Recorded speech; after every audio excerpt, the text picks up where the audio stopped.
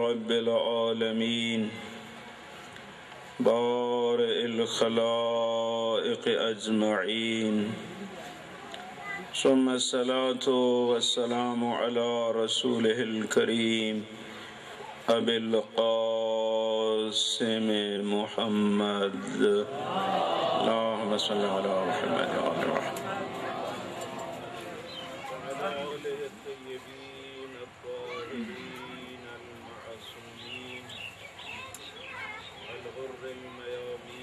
المنتجبين المنتخبين الذين أذهب الله عنهم الرجس وطهرهم تطهيرا اللهم صل على محمد وعلى محمد ورحمة الله على أحبابهم وأصحابهم منتخبين ولعنة الله على أعدائهم ملعونين أما بعد فقد قال الحكيم في كتابه بسم الله الرحمن الرحيم وما خلقت الجن والإنس إلا ليعبدون صلوات اللهم صل على محمد وآل محمد نہایت ہی معزز و محترم سامعین گرامی قدر، ایک صاحب عقل و شعور انسان جب دانا اور حکیم مطلق خالق کی اس منظم کائنات میں ذرا بھی غور کرتا ہے تو اس نتیجہ پر بآسانی پہنچ پاتا ہے کہ یہ سارا منظم سسٹم کسی عظیم مقصد کی خاطر ہے۔ کوئی شے بلا ہدف نہیں، چونکہ خالق حکیم ہے۔ وفعل الحکیم لا یخلو عن الحکمہ، حکیم کا کوئی عمل حکمت اور فلسفہ سے خالی نہیں۔ یہ علیحدہ بات ہے کہ ہم لوگ اپنی جہالت یا علم نہ ہونے کی وجہ سے اس دانا اور حکیم خالق اس کائنات کے اسرار اور رموز کو نہ سمجھ پائیں، ورنہ میرے بھائی تیری اور میری آنکھ کی پلک میں ذرا سا خم بھی ہے تو اس کا کوئی مقصد ضرور ہے۔ وہ ذات ذوالجلال اپنی اس کائنات کے غرض خلقت کے بارے میں جس طرح حدیث قصہ ہے یا اس قسم کی اور احادیث یوں بیان فرماتا ہے کہ انی ما خلقت سماء مبنیہ ولا ارض مدحیہ ولا فلکا یدور ولا بحرا یجری ولا فلکا یسری الا لمحبت هؤلاء الخمسہ الذین هم تحت الکساء۔ فرماتے ہیں اگر میں نے زمین کا فرش بچھایا تو پنج تن پاک کی محبت کی خاطر، آسمان کا شامیانہ تنا پنج تن پاک کی محبت کی خاطر، یہ چاند، یہ سورج، یہ سمندر، یہ کشتیاں، غرض ہے کہ اس کائنات میں جو کچھ ہے ان ہستیوں کی محبت کی خاطر جو چادر کے نیچے آرام فرما رہے ہیں۔ پوری کائنات ان ہستیوں کی محبت کی خاطر، حتیٰ کہ تاریخ اسلام میں یہ جملے بھی ملیں گے کہ جب جناب آدم علیہ السلام کو اس ذات نے خلق فرمایا اور جسد حضرت آدم علیہ السلام میں اپنی روح مقدس کو پھونکا، حضرت آدم علیہ السلام نے عرش الہی کا نظارہ کیا، کچھ مقدس نور نظر آئے جو اللہ کی تسبیح اور تحلیل میں مصروف تھے۔ تعجب سے عرض کی بار الہ، یہ کون ہے جو مجھ سے پہلے تیری عبادت میں بھی مصروف ہیں؟ ارشاد فرمایا لولاہم لما خلقتک یا آدم، آدم اگر یہ نہ ہوتے میں تجھے بھی پیدا نہ کرتا۔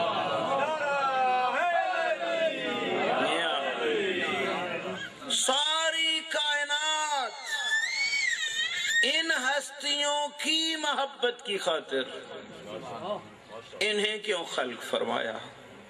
ان کے پیدا کرنے کا مقصد کیا تھا؟ یہ بھی خود ارشاد فرماتا ہے کہ کنت کنزا مخفیا فاحببت ان اعرف فخلقت الخلق لکی اعرف، میں تو تھا ہی ایک پوشیدہ خزانہ، میں نے چاہا میرا تعارف ہو جائے، میں نے محمد و آل محمد کو پیدا کیا، محمد و آل محمد کو پیدا کیا، میں نے پوری کائنات کی ہدایت کی خاطر۔ میرے بھائیوں، فقط انسانوں کے لیے نہیں، یہ جہانوں کے لیے ہے۔ برادران کہ اور ہمارے درمیان اختلاف ہے مسئلہ خلافت پر، وہ کہتے ہیں نائب وہ ہو جو انسانوں کے مسائل حل کرے، شیعہ خیر البریہ کہتے ہیں نہیں، نائب برحق وہ ہو سکتا ہے جو جہانوں کے مسائل حل کرے، پوری کائنات کے مسائل کو حل کرے۔ میرے بھائی، اگر فقط انسانوں کے مسائل کو حل کرنا ہوتا، مجھے بتا تو صحیح اس ہرنی کی ضمانت کون دیتا جو آئی ہے علی ابن موسیٰ رضا کے قدموں میں، آ کے عرض کرتی ہے یا ابن رسول اللہ، فلاں نے میرے بچے کو شکار کیا ہے، کل سے اس نے کھایا پیا کچھ نہیں، لے کے دے دے، دودھ پلا کے واپس کر دوں گی۔ تاریخی حقیقت ہے میرے بھائیوں۔ امام علیہ السلام نے اس کو بلایا شکاری کو، کہا یہ تیری شکایت کرتی ہے؟ کہا مولا ٹھیک کہتی ہے، میں نے بچہ گرفتار کیا ہے اس کا۔ فرمایا واپس کر دے۔ عرض کرتا ہے مولا جنگلی جانور ہے، مشکل سے پکڑا ہے، واپس کروں؟ کون ضمانت دیتا ہے کہ واپس لے آئے گی؟ امام نے فرمایا دے دے، میں ضامن۔ تاریخی حقائق ہیں، امام نے جب ضمانت دی اس نے دے دیا، جو وقت معین کیا تھا لے گئی جنگلوں میں، دودھ پلا کے اسی ٹائم ایگزیکٹ وقت پہ لے آئی۔ امام نے فرمایا اس شکاری کو لے جائیے بچہ۔ کہتے نہیں مولا اب نہیں، اب نہیں، میں آپ کو دیتا ہوں۔ امام نے فرمایا میں اس کی اماں کو دیتا ہوں۔ دعائیں دیتی ہوئی جنگلوں کی طرف اپنے بچوں کو لے کے چلی گئی۔ میرے بھائی رہبر اس کو مان جو حیوان کی مشکل کو بھی سمجھے، اس کے حل کو بھی سمجھے۔ پوری کائنات ان کی محبت میں، اور ان ہستیوں کو اس ذات نے خلق فرمایا پوری کائنات کی ہدایت کی خاطر۔ بلکہ یہ روایت صحیح ہے کہ معصوم امام جعفر صادق علیہ السلام کا ارشاد ہے، اللہم صلی علی محمد و آل محمد، سبحنا فسبحت الملائکہ بتسبیحنا وکبرنا فکبرت الملائکہ بتکبیرنا وحللنا فحللت الملائکہ بتحلیلنا۔ لوگو ہم نے سبحان اللہ پڑھا، فرشتوں نے سن کے پڑھا، ہم نے اللہ اکبر کا نعرہ لگایا، ملائکہ نے سن کے تکبیر بلند کی، ہم نے لا الہ الا اللہ کا ورد کیا، فرشتوں نے سن کے لا الہ الا اللہ پڑھا۔ میں عموماً عرض کرتا ہوں شیعہ فخر کر، تجھے توحید اس دروازہ سے ملی جس سے فرشتوں کو ملی، جس سے ملائکہ کو ملی، اس دروازے سے۔ اس نعمت کی قدر کر۔ عرض کیا اس ذات ذوالجلال نے پوری کائنات ان کی محبت کے لیے، ان کو پوری کائنات کی ہدایت کے لیے انسان تو بھی اس کائنات کا ایک جز ہے، اگر ہدایت چاہتا ہے تو ان کے دروازے پہ۔ اور یہ مسلم ہے میرا بھائی، اگر صراط مستقیم ہے تو وہ علی اور اولاد علی کا راستہ ہے۔ اس سے ہٹ کے جتنے راستے ہیں گمراہی تو ہو سکتے ہیں، صراط مستقیم نہیں۔ پیغمبر خدا کا ارشاد ہے، جب لوگوں نے پوچھا مولا ہر روز پڑھتے ہیں نماز میں اہدنا الصراط المستقیم، یہ صراط مستقیم ہے کیا؟ فرمایا صراط علی حق فاتبعوہ، صراط مستقیم راہ علی ہے جو برحق ہے، اسی پہ چلو۔ صراط علی برحق ہے، اس پہ عقیدہ رکھ، اسی پہ چل، یہ تیرے فروعات دین ہے۔ ایک جملے میں اصول بھی آ گئے، فروعات بھی آ گئے۔ راہ علی برحق، اس پہ عقیدہ ہونا چاہیے، فاتبعوہ، اسی پہ چلو، یہ تیرے اور میرے فروعات دین ہے۔ میرے بھائی ہم پہلے جملے تک تو بہت خوش ہوتے ہیں، لیکن حدیث یہاں پہ ختم نہیں، لاحقہ حدیث یہ ہے کہ فاتبعوہ، اگر چاہتے ہو جنت تو اسی راستے پہ چلو، اسی راستے پہ چلو۔ اس لیے عرض کر رہا تھا اگر ہدایت کی ضرورت ہے تو آ اسی دروازے پہ۔ پوری کائنات ان کی خاطر، ان کو تیری اور میری ہدایت کی خاطر، ذرا سوچیں تو صحیح ہمیں کیوں خلق فرمایا، ہمیں پیدا کرنے کا مقصد کیا تھا؟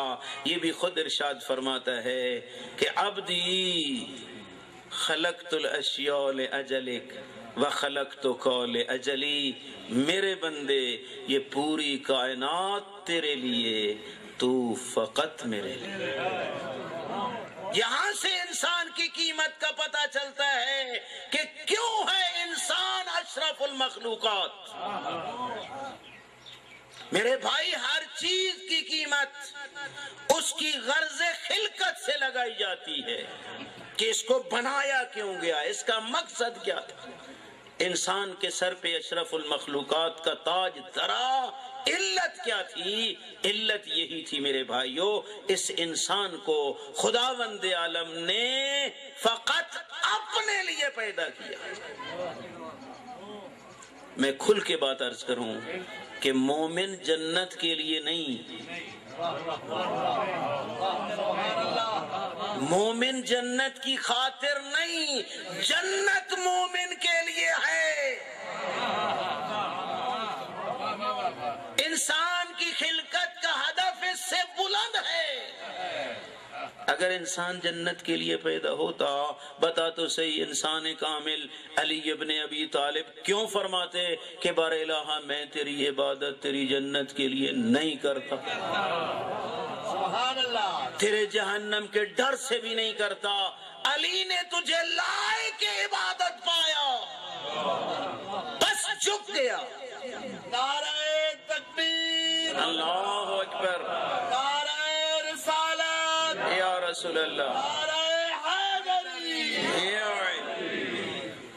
انسان کی خلقت کا مقصد جنت نہیں، کیوں؟ جنت بھی تو مخلوق ہے۔ اگر جنت ہدف ہوتی اشرف المخلوقات جنت قرار پاتی، جنت قرار پاتی، لیکن روایات دیکھ لیں، آیات دیکھ لیں، معصوم کی فرمودات دیکھ لیں، کہیں یہ نہیں ملے گا کہ جنت اشرف المخلوقات ہے، نہیں، بلکہ جنتی اشرف المخلوقات ہے۔ منزل جتنی ہی بڑی ہو صاحب منزل اس سے افضل ہوا کرتا ہے، صاحب منزل اس سے افضل ہوا کرتا ہے۔ میرے بھائی جنت تیری ایک منزل ہے جہاں تو نے رہنا ہے، لیکن تو نے وہاں بھی رہنا ہے تو کسی اور ذات کی خاطر۔ تو بس یہ جو مومن ہے یہ جنت کے لیے پیدا نہیں ہوا، جنت کے خالق کے لیے پیدا ہوا ہے۔ اب خالق جنت سے بڑھ کے تو کوئی اشرف شے نہیں، اس سے بڑھ کے تو کوئی بلند شے نہیں، بس ہر شے سے افضل ہے وہ ذات۔ تو چونکہ انسان کی خلقت کا مقصد ہے وہی، لہذا انسان اشرف المخلوقات قرار پاتا ہے، اور یہی وجہ ہے جو تیری اور میری عبادت کی نیتیں ہیں وہ کیا ہیں؟ سبحان اللہ۔ میرے بھائی بیٹھے ہیں، آپ بھی پڑھے لکھے بیٹھے ہیں، میرے بھائی بتاؤ تو صحیح، کیا کبھی ہم نے نیت کی ہے کہ اصلی رکعتین للجنہ، کہ میں 2 رکعت نماز جنت کے لیے پڑھتا ہوں، حج جنت کے لیے کرتا ہوں، زکات جنت کے لیے دیتا ہوں؟ اگر یہ کروں، پوچھ لینا مرجع سے کہ یہ عبادت صحیح ہے یا باطل؟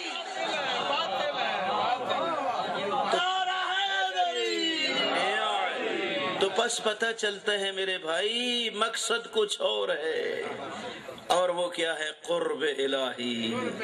اصلی قربتاً الی اللہ، اصوم قربتاً الی اللہ، احج قربتاً الی اللہ، ازکی قربتاً الی اللہ۔ پتہ چلتا ہے کہ تیری اور میری خلقت کا مقصد وہی ہے جو عبادت کی نیت میں ہم کرتے ہیں، اور یہ ہے قرب الہی۔ اور میں آپ کو عرض کروں، قرب الہی جنت سے بھی لذیذ تر ہے، جنت سے بھی لذیذ تر ہے۔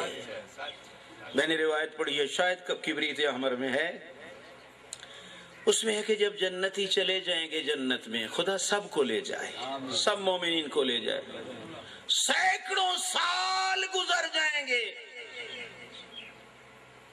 حوران جنت جو اس مومن کے لیے خلق ہوئی ہیں دربار خداوندی میں شکایت کریں گی، کریم اللہ تیری ذات نے ہمیں اس مومن کے لیے پیدا نہیں کیا تھا، کیوں نہیں اسی کے لیے خلق ہوئی ہو؟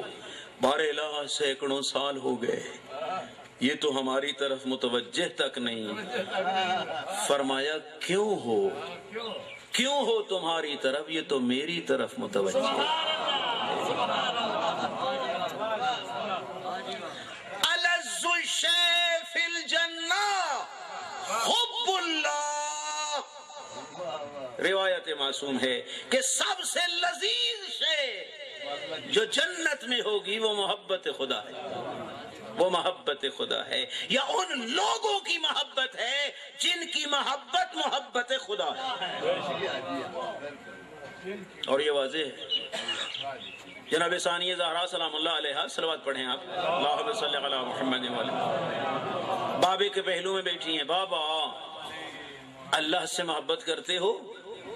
کیوں نہیں بیٹی، میرا خالق جو ہے، میرا مالک جو ہے۔ بابا جان میرے حسنین سے بھی محبت کرتے ہو؟ توجہ میرے بھائی، دوبارہ سوال سننا، بابا جان اللہ سے محبت کرتے ہو؟ کیوں نہیں بیٹا، خالق جو ہے، مالک جو ہے۔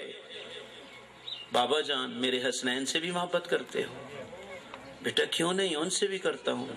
بابا یہ کیسا دل ہے جس میں خالق کی محبت بھی ہے اور مخلوق کی بھی ہے، یہ کیسا دل؟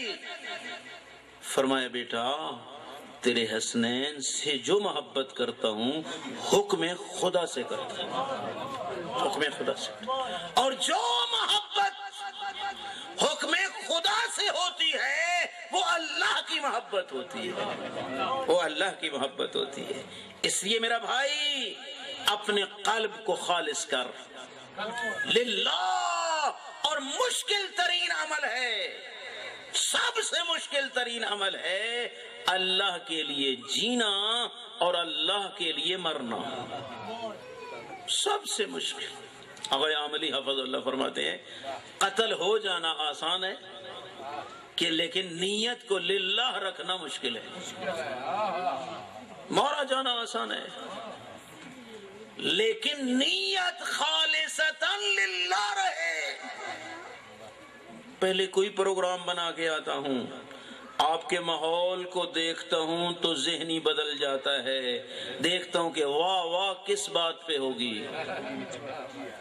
میرے بتاؤ بھائی، بتاؤ تو صحیح، پھر مجھ سے بڑھ کے بھی کوئی مشرک ہے؟ میں آپ کو ایک بات سنا دوں، علامہ اختر عباس صاحب قبلہ کی، خود میں نے ان سے سنی تھی۔ علامہ اختر عباس صاحب قبلہ جو پاکستان کے محقق ترین عالم دین، بہت بہت کچھ پڑھے ہوئے، لفظ علامہ ان کے ساتھ جچتا تھا۔ علامہ اختر آباد صاحب قبلہ شیخ الجامع کا لقب بھی پایا۔ وہاں پہ سرگو تھے، ان کے داماد ہیں مولانا غلام جعفر نجفی حفظہ اللہ، ان کے دفتر الغدیر پرنٹنگ پریس پہ بیٹھے تھے، مجھے بھی بلا لیتے تھے، ان کی شفقت تھی۔ کہنے لگے او ظہور خان بات سنو، ہم جو علماء حقہ ہیں باصطلاح، دوسروں کی تو کا بات ہی چھوڑو نا، ہم جو علماء حقہ ہیں، ہم جو مجلسیں پڑھتے ہیں نا تو مشرکانہ مجلسیں پڑھتے ہیں۔ یہ علامہ اختر آباد صاحب قبلہ نے فرمایا، اور فرمانے لگے کہ گھر سے نکلتے ہیں نا، کہیں گے کچھ تبلیغ ہو جائے گی، کچھ روٹیاں مل جائیں گی، کچھ تبلیغ کریں گے، کچھ روٹی ملے گی۔ فرمانے لگے بتا، جہاں کچھ پیٹ اور کچھ خدا، یہ شرک نہیں تو کیا ہے؟ کہنے لگے میں ایک بوڑھا باپ ہوتے ہوئے تجھے وصیت کرتا ہوں کہ فریضہ نبھانا روٹی جانے اور خالق جانے۔ یقین کرو یہ مسند آسان نہیں، یہاں مجھ جیسا بدبخت واعظ بنا بیٹھا ہے۔ یہ ورثۃ الانبیاء، بھلا پڑھے انبیاء کا شعار کیا تھا؟ وما اجری الا علی اللہ، ہر اللہ کے نبی کا یہی شعار تھا کہ ہمیں اجر خدا دے گا، ہمیں اجر خدا دے گا۔ میرے بھائیوں، اگر آنکھوں کے سامنے خدا ہو پھر انسان کا ایک منٹ بھی ایسا ہو سکتا ہے کہ جو مجھ جیسے گناہگار کو جنت میں لے جائے۔ علماء کی کتاب خالات میں لکھے، علامہ مجلسی علیہ رحمہ، بہت بڑی عظیم شخصیت، آپ جانتے ہیں، صاحب البہار، ان کے خواب علماء نے لکھے ہے، آپ بھی پڑھ لینا کہ خواب ہے۔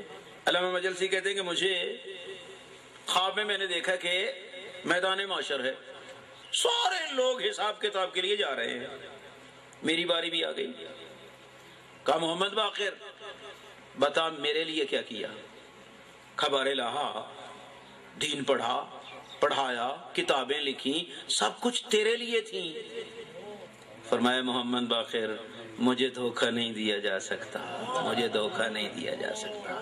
تو نے سب کچھ اس لیے کہا کہ دنیا تجھے ملا کہے، اور دنیا نے کہا، آج بھی ملا محمد باقر مجلسی لکھا ہے، ہماری جاہل عوام تو ملا کے ساتھ توہین کرتی ہے، لیکن عربی میں ملا کا معنی ہوتا ہے بہت بڑا عالم۔ آج بھی وہی نام لکھا ہے جو تیرا مقصد تھا، دنیا میں تجھے مل گیا، مجھ سے کیا چاہتا ہے؟ بہر الہ میری پوری زندگی میں کوئی ایسا عمل نہیں جو تیری رضا کی خاطر ہو۔ فرمایا تیری زندگی میں ایک کام ایسا ہے جو فقط میرے لیے تھا، تو جا رہا تھا بازار سے کوئی پھل خرید کے، تیرے سامنے ایک بیوہ اپنے یتیم کو کندھے سے لگا کے جا رہی تھی، یتیم کی نگاہ تیرے پھلوں پہ پڑی تھی، تو نے خاموشی سے وہ پھل نکالا تھا اور یتیم کے ہاتھ میں تھما دیا تھا، خود دوسری گلی میں چلا گیا تھا کہ ماں کو بھی پتہ نہ چلے کہ کس نے دیا ہے، یہ ایک سیب میرے لیے تھا، اس کی قیمت میری جنت ہے، اس کی قیمت۔ میرے بھائی زندگی میں ایسے گولڈن چانس آتے ہیں، خدا کے لیے کبھی مس نہ کرنا۔ ہو سکتا ہے میری مجلسیں ریاکاری کے لیے ہوں یا بقول علامہ اپنے پیٹ کے لیے ہوں، لیکن اگر خلوت میں کوئی موقع مل جائے نا یتیم پروری کا، اس کو ہاتھ سے مت جانے دینا اور اس کو تھوڑا بھی نہ سمجھنا۔ وہی تھا، توفیق بھی وہی دیتا ہے۔ اس لیے میرا بھائی مشکل ترین تبھی تو کہتے ہیں عبدی خلقت اشیاء لاجلک، یہ پوری کائنات تیرے لیے اور تو فقط میرے لیے۔ بلکہ اس سے آگے بھی میں نے حدیث کا جملہ پڑھا ہے، کہتے ہیں عبدی اطعنی، او میرے بندے میری اطاعت تو کر، میں تجھے اپنے جیسا بنا دوں۔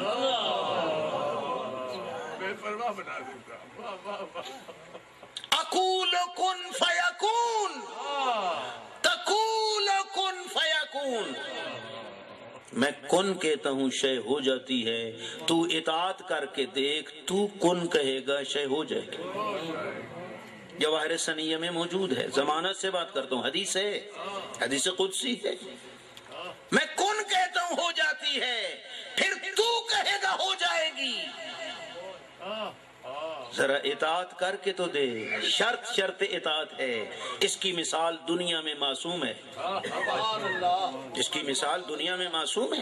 نعرہ تکبیر، اللہ اکبر، نعرہ رسالت یا رسول اللہ، نعرہ حیدری یا علی، برائے و سلامتی علماء حق بلند تر صلوات، اللہم صلی علی محمد۔ تاریخ شاہد ہے، ایک شامی نے امام حسن مجتبی علیہ السلام کے سامنے مولا متقیان کی شان میں گستاخی کی، معصوم نے ارشاد فرمایا اخرج ایھا الکلب، او کتے یہاں سے نکل جا، دم ہلاتا ہوا نکلا۔ تاریخ شاہد ہے، دنیا میں اس کی مثال معصوم ہے، آخرت میں اس کی مثال مومن ہے، مومن ہے، کیونکہ آپ جانتے ہیں جنت میں ایک درخت ہے جس کا نام شجرہ طوبہ ہے، شجرہ طوبہ ہے، اور اس کا محل وقوع جو ہے یہی ہے کہ وہ مولا متقیان کے گھر میں ہے۔ جنت میں جو امیر المومنین علیہ السلام کا گھر ہے، اس کے اندر خدا نے ایک درخت پیدا کیا ہے جس کا نام شجرہ طوبہ ہے، شجرہ طوبہ ہے، اور جنت میں جتنے مومن جائیں گے ہر ایک کے گھر اس کی ایک شاخ جائے گی، جتنی جنت عریض ہے ہر مومن کے گھر اس شجرہ طوبہ کی ایک شاخ جائے گی، اور اس شاخ پہ پھل کون سا ہوگا؟ جو مومن کی تمنا ہوگی، جو مومن کی آرزو ہوگی، جو چاہے گا وہ لگ جائے گا، جو چاہے گا وہ لگ جائے گا۔ اب مانا کر اتینی اجعلک مسئلے کا کیا مانا ہے کہ میرے بندے یہ دنیا میری مرضی کے مطابق گزار دے، جنت تیری مرضی کے مطابق ہو جائے گی، وہاں تیری مانی جائے گی، وہاں تیری مانی جائے گی۔ کوئی گھاٹا نہیں ہو میرے بھائیو، کتنا جینا ہے ہم نے، 50 60 سال 70 100 تک تو پہنچے تو کہتے ہیں بس، ڈینٹنگ پینٹنگ والے بھی یہی کہتے ہیں کہ کوئی علاج نہیں، بیڈ ریسٹ اور وقت کا انتظار۔ لیکن جنت میں کتنا رہنا ہے؟ تاریخ یہی کہتی ہے، قرآن یہی کہتے ہیں، معصوم کے فرمودات یہی کہتے ہیں کہ جو جائے گا ہم فیہا خالدون، وہ ہمیشہ رہے گا۔ دنیا کے چند سال خالق کی مرضی کے مطابق گزار دے، ہمیشہ تیری مرضی کے مطابق ہو جائے گا، ہمیشہ ہمیشہ۔ اس لیے میرے بھائیاؤ اپنے مقصد خلقت کو سمجھیں، ہر شے تیرے لیے اور تو فقط میرے لیے۔ میں نے جن و انس کو فقط اپنی عبادت کی خاطر۔ اتنا خوبصورت جملہ فرمایا کرتے تھے حافظ سیف اللہ صاحب مرحوم، کہتے او شیعہ غیرت کر، اور مذہب میں عابد ملیں گے، تیرے مذہب میں تو زین العابدین ہے۔ یہ حافظ سیف اللہ صاحب مرحوم کا جملہ میں نے خود سنا تھا بچپن میں۔ اور مذہب میں عابد، تیرے مذہب میں زین العابدین، زین العابدین کا ماننے والا، اور پھر فریضہ بھی قضا نہیں۔ تیرے ہاں یہ جو 17 جیٹھ منائی جا رہی ہے 9 محرم کی جگہ ہے نا، مجھے بتا تو صحیح یہ آج کی رات حسین نے مانگی کس لیے تھی؟ تاریخ شاہد ہے میرے بھائیو، یہی جو 9 کی صبح تھی نا، حسین ابن علی قبضہ تلوار پہ پیشانی رکھ کے سوچوں میں مصروف تھے۔ آپ خود بتاتے ہیں کہ حسین کو کیا سوچ ہوگی جس کے ساتھ زینب بھی آئی ہوئی ہے، ام کلثوم بھی آئی ہوئی ہے، اور دشمن جانتا، امام جانتے تھے کہ میرے بعد کیا بنے گا میری بہنوں کا۔ اسی اسنا میں زینب دوڑتی ہوئی آئی اور آ کے کہا میرے ماں جائے حسین یہ میرے کانوں پہ گھوڑوں کی ٹاپوں کی کیسی صدائیں ہیں، کیسی صدائیں ہیں۔ کہا بلاؤ میرے ابو الفضل العباس کو۔ میرے بھائیو تاریخ میں پڑھتا ہوں، تاریخ کربلا میں جو مشکل کام ہے عباس کے ذمہ ہے۔ عباس ذرا جاؤ نا نانی کی امت سے پوچھو تو صحیح کہ کیوں ہمارے خیام کے قریب آ رہے ہو۔ عباس گئے، دشمن نے کیا کہا کہ حسین کو کہے بیعت کرے یا جنگ کے لیے تیار ہو جائے۔ اب عباس نے کس طرح یہ جملہ سنا اور برداشت کیا؟ واپس آ کے کہا کہ نانے کی امت یہ کہہ رہی ہے۔ فرمایا میرا ویر ایک بار پھر چلا جا، نانے کی امت سے کہہ دے میں عاشق خدا ہوں، عاشق عبادت الہی، ایک رات مجھے مہلت دے دو، مجھے اپنے رب کے ساتھ راز و نیاز کر لینے دو۔ امام کے حکم کے مطابق ابو الفضل العباس آئے۔ جب یہ کہا نا اس ملعون کو تو وہ کہتے ہمارے پاس کوئی ٹائم نہیں، کوئی ٹائم نہیں۔ یہ جملہ بھی عباس برداشت کر گئے، لیکن اس کی فوج میں سے جرنل آگے بڑھ کے کہتا ہے تیری غیرت جواب دے گئی ہے، اگر ترک اور دہلم کے قیدی ہوتے ایک رات کی مہلت مانگتے ہم دے دیتے۔ یہ تو فرزند زہرا ہے، یہ تو رسول اعظم کا نواسا ہے اور جس کا ہم کلمہ پڑھتے ہیں، دے دے ایک رات کی مہلت۔ کہتا ہے ہو سکتا ہے رات کے سناٹے میں فرار نہ کر جائے۔ کہا ظالما اگر فرار کرنا ہوتا ساتھ زینب کو لے آتا، ساتھ ام کلثوم کو لے آتا، ساتھ سکینہ اور رباب کو لے آتا۔ نہیں جائے گا حسین۔ اور مل گئی میرے بھائیو مہلت، آ گئی شب عاشور، قیامت بھری رات۔ جب گئے نا بہنوں کے خیموں میں، یہی کہہ رہی ہے زینب میرا بھائی ان صحابہ کا امتحان لے لیا ہے، کہیں تجھے چھوڑ کے تو نہیں چلے جائیں گے۔ زینب تڑپ رہی تھی شب عاشور، کہیں چھوڑ کے تو نہیں جائیں گے، کا امتحان لے لیا ہے۔ یہ جملہ حبیب ابن مظاہر نے سن لیا، آئے صحابہ کو کہا اور قرآن پڑھنا چھوڑ دو، اور رسول زادی کو اور تمہاری وفا پہ ابھی تک یقین نہیں آیا۔ قیام کے باہر آئے، تلواریں اندر پھینکی، زینب اپنے ہاتھوں سے قلم کر لے، ہم چھوڑ کے نہیں جائیں گے۔ امام آئے، امام نے فرمایا میرے صحابہ یہ لوگ میرے خون کے پیاسے ہیں، تمہارے خون کے نہیں۔ میں یہ بیعت امامت تمہارے سروں سے اٹھا رہا ہوں، تم خود بھی دور چلے جاؤ اور میری اہل بیت میں سے بھی ایک ایک کا ہاتھ پکڑ کے لے جاؤ، اور کوئی میرے اکبر کو لے جائے، اور کوئی اون محمد کو لے جائے، اور کوئی میرے عباس کو لے جائے، اور اتنے دور چلے جاؤ کہ کل جب استغاثہ بلند کروں حل من ناصر ینصرنی تم یہ آواز نہ سن سکنا۔ یہ جملہ جب عباس نے سنا کھڑے ہوئے مجمع میں اور کہا اے فرزند زہرا یہ کیا کہہ رہا ہے، اور یہ ایک زندگی ہے اور تیری محبت میں کئی بار ذبح کیا جائے، لاشوں کو جلایا جائے، خاک کو صحرا میں بکھیرا جائے، پھر زندہ کیا جائے، حسین کٹتے رہیں گے، جلتے رہیں گے، مرتے رہیں گے، تجھے چھوڑ کے نہیں جائیں گے۔ بتا تو صحیح اگر آج چلے گئے کل ماں زہرا کو کیا منہ دکھلائیں گے، اور میری زینب کو جنگلوں میں چھوڑ کے آگے ہم نہیں جائیں گے۔ ہر ایک صحابی نے تجدید بیعت امامت کی، امام نے دعائے خیر دی، فرمایا اچھا اگر تم نہیں جاتے نا تو یہ بات مان لو کہ کل تم مارے جاؤ گے، تمہیں شہید کر دیا جائے گا۔ ہر ایک کو اس کی مقتل دکھائی، جب سب کو دکھا چکے امام کا غیور جوان بیٹا جناب سجاد مجمع عام میں اٹھے، کہا بابا جان اور مجھے میری جائے شہادت دکھاؤ، اور مجھے میری مقتل دکھاؤ۔ اور سجاد نے کہا ذبح ہونا ہے، میں نے کہا شہید ہونا ہے۔ کہا بیٹا علیک بالجہاد الاکبر، اور تو نے جہاد اکبر کرنا ہے۔ آئے بابا اور وہ جہاد اکبر کیا ہے؟ کہا زینب ام کلثوم کا